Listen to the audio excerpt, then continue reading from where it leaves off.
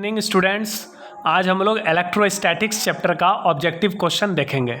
ठीक है, बहुत सारे बच्चे वेट कर रहे थे कि ऑब्जेक्टिव क्वेश्चन कब आएगा, तो आज हम लोग इलेक्ट्रोस्टैटिक्स से स्टार्ट कर रहे हैं। इसके ऑब्जेक्टिव क्वेश्चन को आज देखेंगे। ठीक है, तो एक लाइन से आपको हम ऑब्जेक्टिव दिखाते जाते हैं, उसका ऑप्शन भी बताएंगे और उसके बाद में सॉल्यूशन भी बताएंगे। तो चलिए स्टार्ट करते हैं।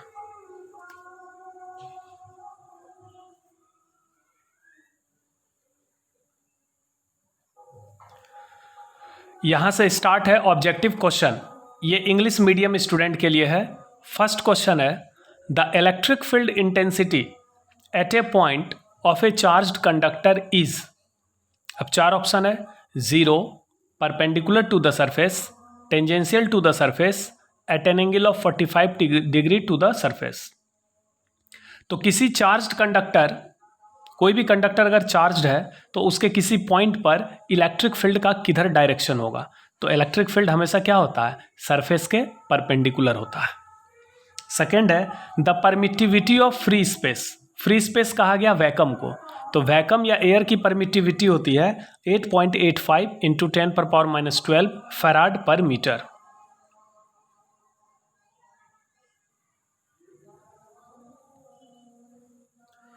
थर्ड क्वेश्चन है, what is the SI unit of electric dipole moment. तो इलेक्ट्रिक डाइपोल मोमेंट P बराबर होता है Q इंटू 2L, तो इसका एसआई यूनिट हो जाएगा coulomb into metre. Coulomb metre, ये इंटू है, ये माइनस नहीं है, इसको कूलम मीटर एक साथ पढ़ेंगे, कूलम इंटू मीटर।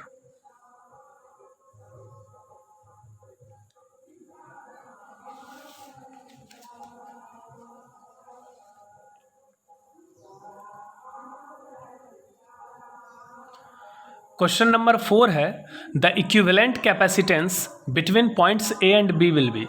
ये एक डायग्राम है, कह रहा है कि A और B पॉइंट के बीच में इक्विवेलेंट कैपेसिटेंस क्या होगा। तो ये दोनों पैरेलल है तो डायरेक्ट ऐड होगा, तो 3 माइक्रोफैराड 2 माइक्रोफैराड हो जाएगा 5 माइक्रोफैराड, और ये 5 माइक्रोफैराड और ये 4 माइक्रोफैराड सीरीज में है, तो हो जाएगा C1 into C2 by C1 plus C2, यानी 5 इंटू 4 20, अब बाई 5 प्लस 4 9, 20/9 माइक्रोफैराड। क्वेश्चन 5 है, 125 identical drops each of capacity 8 microfarad combined to form a big drop, what is the capacity of big drop. 125 identical drop है, प्रत्येक की capacity 8 microfarad है, यह मिलकर एक बड़ा ड्रॉप बनाता है, तो बड़े ड्रॉप की कैपेसिटी क्या होगी।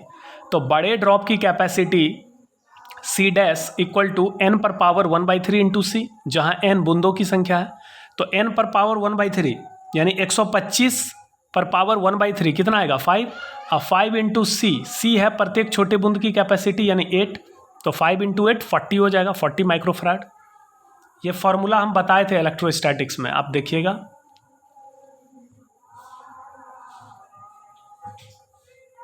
क्वेश्चन नंबर 6 है, if charge on a conducting sphere is 10 microcoulomb then flux passing through it will be. अगर किसी स्फेयर पर चार्ज का वैल्यू है 10 माइक्रोकूलम तो फ्लक्स क्या होगा। तो फ्लक्स होगा phi equal to Q by epsilon nought. Q का वैल्यू रख दो 10 माइक्रोकूलम, इसको कूलम में बदल दो, अब बाय एप्सिलॉन नॉट का वैल्यू रख दो 1/36 पाई इंटू 10 पर पावर 9। इसको सॉल्व करिएगा तो वैल्यू मिल जाएगा 36 पाई इंटू 10 पर पावर 4। क्वेश्चन नंबर 7 है, 1 stat coulomb is equal to how many coulomb. तो एक स्टैट कूलम में 1/3 इंटू 10 पर पावर -9 कूलम होता है। ए चार्ज ऑफ 4 इंटू 10 पर power -6 coulomb is given to a metallic sphere of radius 9 centimetre, the energy of the charged sphere is. एक sphere है, metallic sphere, उसका रेडियस दे दिया, उस पर चार्ज भी दे दिया, कह रहा है उसका एनर्जी बताइए।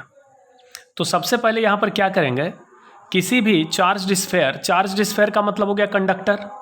कंडक्टर का एनर्जी क्या होगा, जो कैपेसिटर का होता है, हाफ QV, तो यहाँ पर या हाफ CV² या Q²/2C, बहुत तरीके से एनर्जी निकलता है। तो ये जो स्फेयर है जिसका रेडियस 9 सेंटीमीटर है, इसका आप क्या निकाल लें, जैसे हाफ QV फॉर्मूला होता है एनर्जी का, हाफ QV, Q दिया हुआ है कूलम में, V पोटेंशियल निकाल लीजिए, तो अगर किसी स्फेयर का रेडियस पता है, उसका चार्ज पता है, तो पोटेंशियल क्या होगा उसके सरफेस पे? पोटेंशियल कितना होता है? KQ/R, जहाँ R रेडियस है। तो इसका पोटेंशियल निकाल के फिर हाफ क्यू भी करिएगा तो इसका एनर्जी मिल जाएगा, जो वैल्यू आएगा 0.8 जूल। इसको हम सॉल्व करके दिखा देते हैं।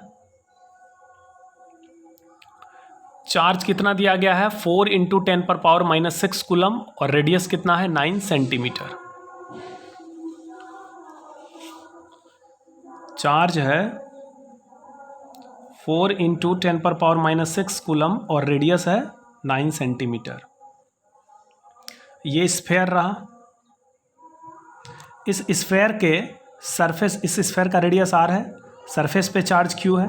यहाँ पर पोटेंशियल कितना होगा? पोटेंशियल होगा KQ/R। K का वैल्यू 9 × 10⁻⁹, Q का वैल्यू 9 सेंटीमीटर है, इसको मीटर में बदल दो, बाय R। सॉरी, Q का वैल्यू है 4 × 10⁻⁻6, 4 × 10⁻⁻6, बाय R का वैल्यू कितना है? 9 सेंटीमीटर, इसको मीटर में बना दो, 9 कैंसिल हो गया, ये हो गया 4, ये 9 - 6 3, 3 + 2 5, 4 × 10⁻⁵ वोल्ट पोटेंशियल मिल गया। अब इसकी एनर्जी हो जाएगी हाफ क्यू भी,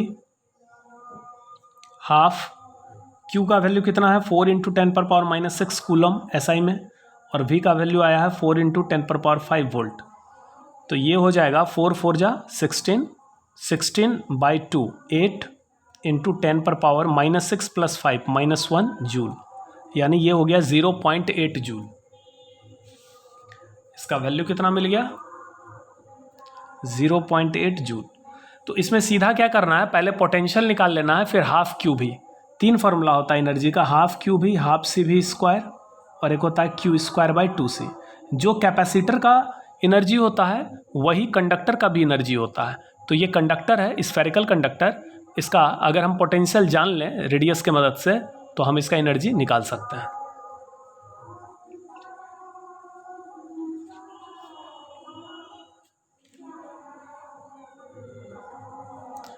क्वेश्चन नंबर 9 है, the specific charge of electron is. Electron का स्पेसिफिक चार्ज पूछ रहा है। तो स्पेसिफिक चार्ज कहते हैं किसी भी चार्ज्ड पार्टिकल, चाहे इलेक्ट्रॉन हो, प्रोटॉन हो, या कोई भी चार्ज पार्टिकल हो, उसका स्पेसिफिक चार्ज होता है चार्ज और मास का रेशियो। तो इलेक्ट्रॉन का चार्ज पता है 1.6 × 10⁻⁻19 कूलम, इलेक्ट्रॉन का मास पता है 9.1 × 10⁻⁻31 kg। इसको डिवाइड करके सॉल्व करोगे तो ये वैल्यू आएगा 1.8 × 10⁻11 कूलम पर kg। क्लियर है? क्वेश्चन नंबर 10 है, charge on plate X will be. देखिए ये एक कैपेसिटर है, इस कैपेसिटर का कैपेसिटी है 2 माइक्रोफैराड। इसके दोनों प्लेट को कितने कितने वोल्ट सप्लाई से जोड़ा गया? इधर 20 वोल्ट है यानी हाई वोल्टेज है, इधर 10 वोल्ट है, लो वोल्ट है। तो जो हाई वोल्टेज होगा वो पॉजिटिव प्लेट होगा और जो लो वोल्टेज होगा वो नेगेटिव प्लेट होगा। Y पे पॉजिटिव चार्ज होगा, X पे नेगेटिव चार्ज होगा। और चार्ज का फार्मूला क्या होता है? Q = CV। तो C दिया गया है, और V का मतलब पोटेंशियल डिफरेंस। पोटेंशियल डिफरेंस कितना होगा? 20 - 10 यानी 10 वोल्ट, और C का वैल्यू 2 × 10⁻⁻6 फैराड, क्योंकि माइक्रो फैराड को फैराड में बदलना होगा। तो 2 × 10⁻⁻6 इंटू 20 - 10 10, तो कितना हो जाएगा? 2 × 10⁻⁻6, 2 × 10⁻⁻6 इंटू 10, यानी 2 × 10 कितना हो गया? 20 × 10⁻⁻6 वोल्ट, यानी 20 माइक्रो, सॉरी कूलम में आएगा ना, चार्ज निकाल रहे हैं, तो 20 माइक्रो कूलम चार्ज आएगा। तो यहाँ पर नेगेटिव चार्ज आ जाएगा, यानी -20 माइक्रो कूलम होगा। अगर वाई प्लेट पे पूछेगा तो पॉजिटिव होगा, +20 micro coulomb.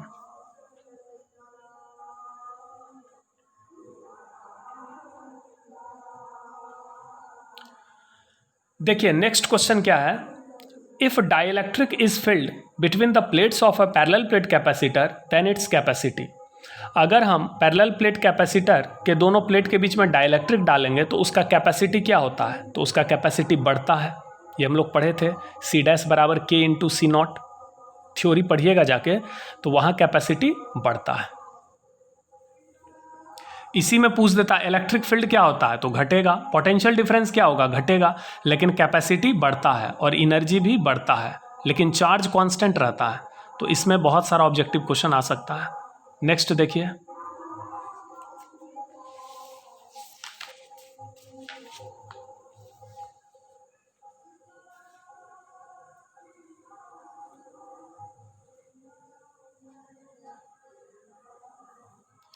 The quantum of electric charge in ESU will be. ESU का मतलब हो गया इलेक्ट्रोस्टैटिक यूनिट यानी CGS यूनिट। तो चार्ज का क्वांटम वैल्यू होता है जो सबसे छोटा वैल्यू होता है, और सबसे छोटा मान कितना होता है 1.6 इंटू 10⁻⁻19 कूलम। लेकिन ये तो SI में होता है, इसको पूछ रहा ESU में कितना होगा, तो CGS में बदलना होगा। तो कूलम को स्टेट कूलम बनाने के लिए इसको मल्टीप्लाई करना होगा 3 इंटू 10⁻9 से, क्योंकि एक कूलम में 3 इंटू 10⁻9 स्टेट कूलम होता है। तो जब इसको 3 इंटू 10⁻9 से मल्टीप्लाई करेंगे तो 16 इंटू 3 4.8 इंटू 10⁻−10 स्टेट कूलम हो जाएगा। तो चार्ज का क्वांटम वैल्यू SI में ये होता है इतना कूलम, और CGS में इतना स्टेट कूलम होता है। Which of the given ratio remains constant for a single conductor. किसी भी कंडक्टर के लिए चार्ज और पोटेंशियल का जो रेशियो होता है उसको हम कैपेसिटी कहते हैं कंडक्टर का, और वो कांस्टेंट रहता है। चार्ज बाई पोटेंशियल, आप पढ़े ना C = Q/V। तो कंडक्टर हो या कैपेसिटर, उसकी कैपेसिटी होती है चार्ज बाई पोटेंशियल, और यह कैपेसिटी जो होता है ये फिक्स होता है। चार्ज बाई पोटेंशियल या potential by charge. Charge by potential को कैपेसिटी कहते हैं, और पोटेंशियल बाई चार्ज को 1 बाई कैपेसिटी कहेंगे, तो दोनों ही कांस्टेंट होगा।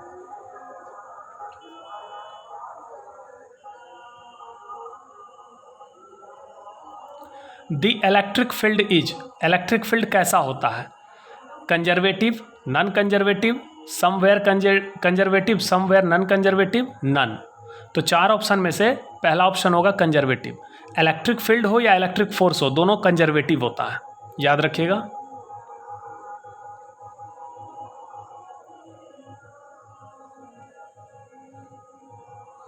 क्वेश्चन नंबर 15 है, ए charge moving with uniform velocity produces. कोई चार्ज अगर यूनिफॉर्म वेलोसिटी से मूव कर रहा है तो क्या प्रोड्यूस करेगा। तो अगर कोई चार्ज वेलोसिटी से मूव कर रहा है तो इलेक्ट्रिक फील्ड प्रोड्यूस करेगा, साथ ही साथ वो मैग्नेटिक फील्ड भी प्रोड्यूस करेगा, मतलब वो दोनों फील्ड प्रोड्यूस करेगा। तो हम कह सकते हैं इलेक्ट्रोमैग्नेटिक फील्ड प्रोड्यूस करेगा। पहला ऑप्शन है ओनली इलेक्ट्रिक फील्ड, गलत होगा। दूसरा है ओनली मैग्नेटिक फील्ड, ये भी गलत होगा। तीसरा है इलेक्ट्रोमैग्नेटिक फील्ड, ये सही होगा, D none. Coulomb's force is A, coulomb बल जो है वो कैसा फोर्स है, सेंट्रल फोर्स है, इलेक्ट्रिक फोर्स है, both A and B, none. तो कूलम फोर्स इलेक्ट्रिक फोर्स तो है ही, क्योंकि ये दो चार्ज के बीच लगने वाला फोर्स है, साथ ही साथ ये सेंट्रल फोर्स भी है, क्योंकि एक खास पॉइंट से हमेशा ये काम करता है।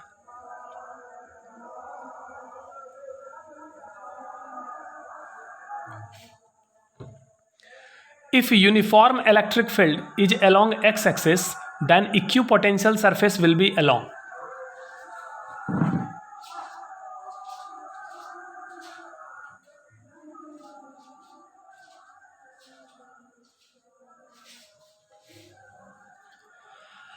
अगर इलेक्ट्रिक फील्ड का वैल्यू एक्स एक्सिस के अलॉन्ग होगा तो इक्विपोटेंशियल सरफेस किधर होगा। तो आप जानिए कि इक्विपोटेंशियल सरफेस हमेशा इलेक्ट्रिक फील्ड पे परपेंडिकुलर होता है, ये पढ़ाए थे प्रॉपर्टी। तो इलेक्ट्रिक फील्ड अगर एक्स के अलॉन्ग है तो उसके परपेंडिकुलर प्लेन कौन सा होगा, YZ प्लेन, तो ये YZ प्लेन में होगा। If electric field eight N axial point of a dipole is 20 Newton पर कूलम, यदि किसी डाइपोल के एक्सियल पॉइंट पर फील्ड का मान इतना है तो कह रहा है कि इक्वेटोरियल पॉइंट पर उतने ही डिस्टेंस पर कितना फील्ड होगा। तो आप जानते हैं इक्वेटोरियल पॉइंट पर फील्ड का वैल्यू एक्सियल का आधा होता है, तो कितना हो जाएगा 10, और इक्वेटोरियल पॉइंट पे पोटेंशियल 0 वोल्ट होता है, तो इसका आंसर हो जाएगा इलेक्ट्रिक फील्ड हाफ हो जाएगा 10 न्यूटन पर कूलम, और पोटेंशियल 0 वोल्ट होगा।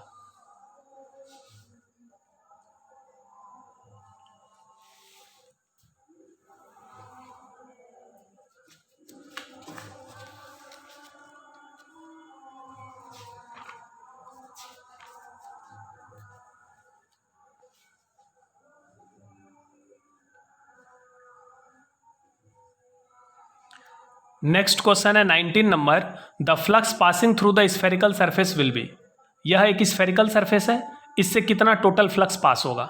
तो गॉस थ्योरम याद करिए, टोटल फ्लक्स कितना पास होगा, जितना इस सरफेस के अंदर में टोटल चार्ज है अब बाय एप्सिलॉन नॉट, तो इसके अंदर टोटल चार्ज है Q1 + Q2 by epsilon not, ये बाहरी चार्ज से कोई मतलब नहीं है। The work done in moving charge between 2 points over an equipotential surface. Equipotential surface के किसी दो पॉइंट के बीच में अगर किसी चार्ज को मूव करेंगे तो कितना वर्क होगा।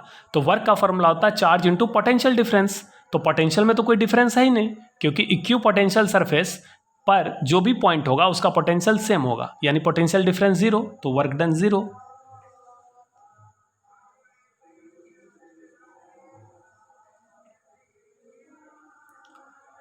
The value of dielectric constant for air is. हवा के लिए डाइइलेक्ट्रिक कांस्टेंट का वैल्यू, तो हवा के लिए डाइइलेक्ट्रिक कांस्टेंट का वैल्यू कितना होता है, 1 होता है, यानी रिलेटिव परमिटिविटी का वैल्यू 1 होता है। Which direction is the direction of electric field. Electric field का कौन सा डायरेक्शन होता है, the direction in which potential decreases at a maximum rate. Electric field का दिशा वह माना गया है जिस डायरेक्शन में पोटेंशियल मैक्सिमम रेट से घटता है।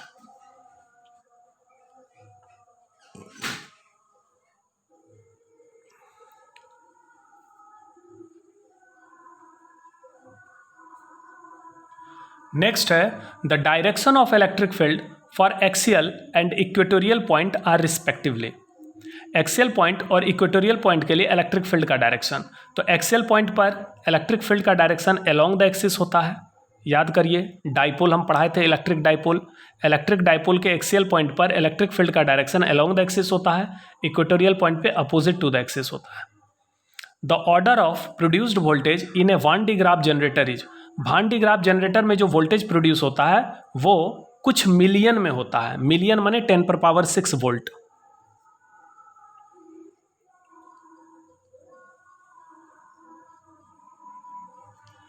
The capacity of a capacitor depends on which of the following.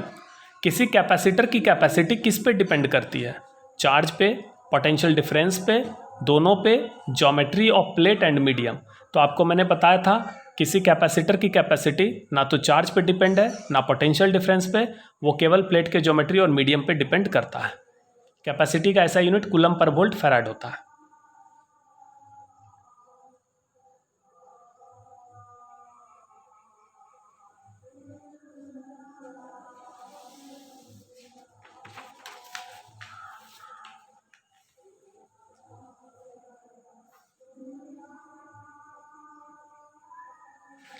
The dimension of permittivity is. Permittivity का डायमेंशन आपको निकालने बताए हैं, आप निकाल लीजिएगा। F बराबर 1/4πε0 Q1 Q2 by R square. इस फॉर्मूला से आप परमिटिविटी का डायमेंशन निकाल सकते हैं। Ampere second is equal to coulomb, क्योंकि Q बराबर IT होता है फॉर्मूला, चार्ज बराबर करेंट इनटू टाइम। तो करंट का ऐसा यूनिट एम्पियर, टाइम का सेकंड, तो एम्पियर सेकंड किसको कहेंगे, चार्ज यानी कूलम को। The SI unit of electric field.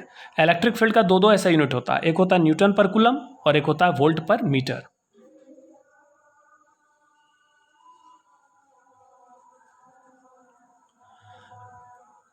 The SI unit of electric potential. Electric potential का ऐसा यूनिट होता है जूल पर कूलम वोल्ट।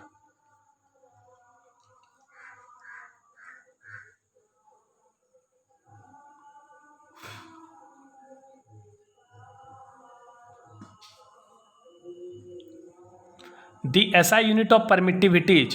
परमिटिविटी का ऐसा यूनिट होता है कूलम स्क्वायर बाय न्यूटन पर मीटर स्क्वायर। ये आप ऐसा यूनिट उसी फॉर्मूले से निकाल सकते हैं, F बराबर 1/4πε0 Q1 Q2 by R square. If potential at a point is 3 volt. मान लीजिए किसी पॉइंट पर पोटेंशियल का वैल्यू 3 वोल्ट है, देन 3 वोल्ट का मतलब हो गया 3 जूल पर कूलम। इसका मतलब उस बिंदु पर एक कूलम चार्ज का एनर्जी 3 जूल होगा। 3 वोल्ट का मतलब हो गया 3 जूल पर कूलम, एक कूलम चार्ज का एनर्जी 3 जूल। तो उसी पॉइंट पर अगर 2 कूलम चार्ज रखा जाए तो उसका एनर्जी 3 × 2 6 जूल हो जाएगा।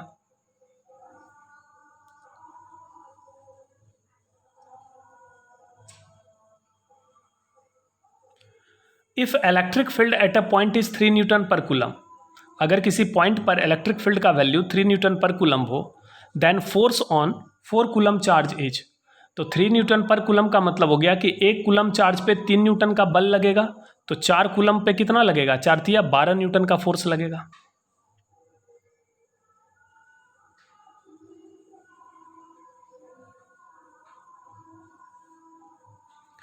If Q charge is at the centre of a cube, अगर इस क्यूब के सेंटर पर क्यू चार्ज है then flux through each surface will be, तो प्रत्येक सरफेस से कितना फ्लक्स पास होगा। तो जरा सोचिए यह क्यूब कैसा सरफेस है, एक क्लोज्ड सरफेस है, ठीक है, और उसके सेंटर पर ये चार्ज है, तो किसी भी बंद सतह से कुल कितना फ्लक्स पास होगा, क्यू बाय एप्सिलॉन नॉट। तो इसमें 6 सरफेस है, 6 सरफेस से बराबर बराबर फ्लक्स पास होगा, तो टोटल फ्लक्स अगर क्यू बाय एप्सिलॉन नॉट है तो प्रत्येक सरफेस से कितना फ्लक्स पास होगा, क्यू बाय 6 एप्सिलॉन नॉट। मान लीजिए पूरे क्यूब से 12 मान लीजिए वोल्ट मीटर का फ्लक्स पास हो रहा है, पूरे क्यूब से कितना फ्लक्स पास हो रहा है, 12 वोल्ट मीटर, तो प्रत्येक सरफेस से कितना पास होगा, 2 वोल्ट मीटर, क्योंकि 12 वोल्ट मीटर को जब हम 6 से डिवाइड करेंगे तो 2 आएगा। Net force on charge Q इस क्यू चार्ज पर नेट फोर्स कितना लगेगा, ये वाला चार्ज इस पर इधर फोर्स लगाएगा और ये चार्ज इस पर इधर, तो इक्वल अपोजिट कैंसिल हो गया, ये चार्ज इसको इधर ढकेलेगा और ये वाला चार्ज इसको इधर ढकेलेगा, तो इक्वल अपोजिट कैंसिल, यहां पर नेट फोर्स 0 आएगा।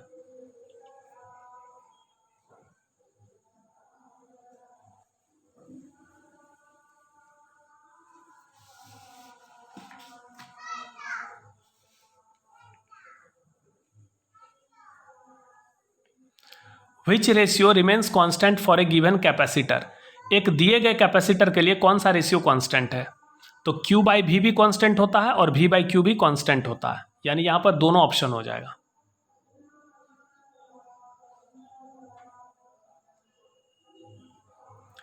If area of each plate becomes double, यदि प्रत्येक प्लेट का एरिया डबल हो and distance between plates become half, और दोनों प्लेट के बीच का दूरी आधा कर दें, देन कैपेसिटी बिकम्स, तो कैपेसिटी पर क्या प्रभाव पड़ेगा, तो कैपेसिटी का फॉर्मूला होता है epsilon not A by D।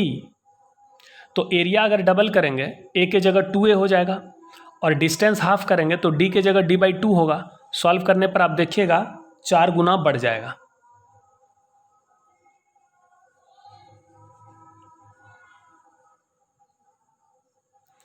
If charge of the capacitor becomes double then stored energy becomes, capacitor के दोनों प्लेट के बीच में इलेक्ट्रिक फील्ड होता है और उसमें एनर्जी स्टोर्ड का फॉर्मूला होता है हाफ CV स्क्वायर या हाफ QV या Q स्क्वायर बाई 2C, कोई भी आप फॉर्मूला यूज कर सकते हैं। तो अगर चार्ज डबल होगा तो याद रखिएगा पोटेंशियल डिफरेंस भी डबल होता है, तो हाफ QV, Q डबल होगा तो V भी डबल होगा, तो 2 गुना 2 4 गुना बढ़ेगा।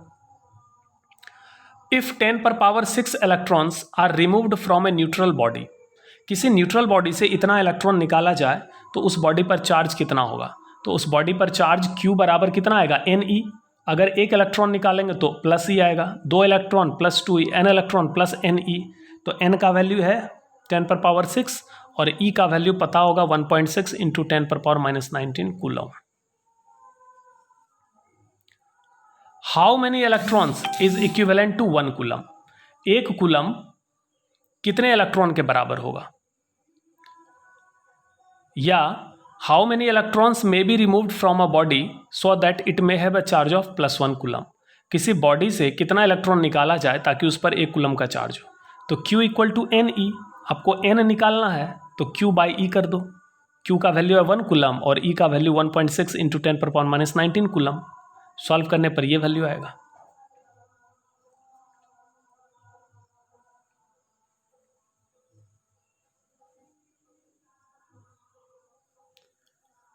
Two spheres of radius 10 cm and 40 cm have the same surface charge density, दो स्फेयर है, एक का रेडियस 10 सेंटीमीटर है और दूसरे का 40 सेंटीमीटर है, दोनों का सरफेस चार्ज डेंसिटी सेम है, what is the ratio of charge on them, तो उस पर चार्ज का रेशियो क्या होगा,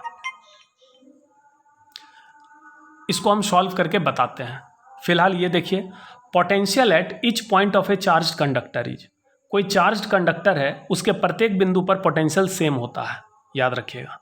तो ये टोटल 41 ऑब्जेक्टिव क्वेश्चन था, इसी में से कोई ना कोई एग्जाम में आएगा, ठीक है। इसको आप बढ़िया से प्रैक्टिस कर लीजिए, एक जगह लिख लीजिए और इस क्वेश्चन को देखिए कैसे सॉल्व करेंगे।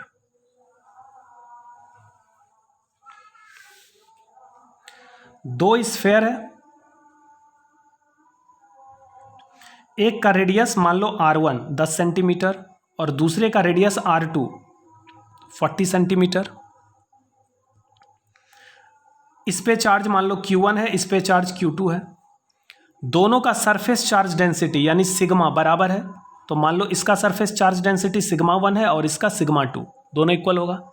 तीन तरह का चार्ज डेंसिटी पढ़ाए थे, linear charge density, surface charge density, volume charge density. तो सरफेस चार्ज डेंसिटी का फॉर्मूला होता है चार्ज बाय एरिया। तो चार्ज है Q1 और इसका सरफेस एरिया कितना होता है स्फेयर का 4πr²। इस पे चार्ज है Q2, सरफेस एरिया होगा 4πr²। 4π कैंसिल हो गया। आपको पूछ रहा है चार्ज का रेशियो यानी Q1/Q2। तो Q1 Q2 को नीचे डालो, R1² ऊपर जाएगा तो R1²/R2²। इसका मतलब R1/R2 का होल स्क्वायर। R1 है 10 सेंटीमीटर, R2 है 40 सेंटीमीटर। सेंटीमीटर कैंसिल हो गया, 0 कैंसिल, 1/4 का स्क्वायर 1/16। तो यह रेशियो होगा चार्ज का।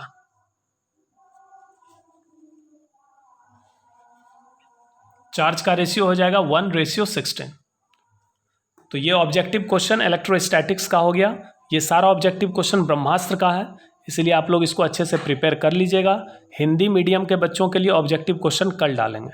ठीक है, थैंक यू।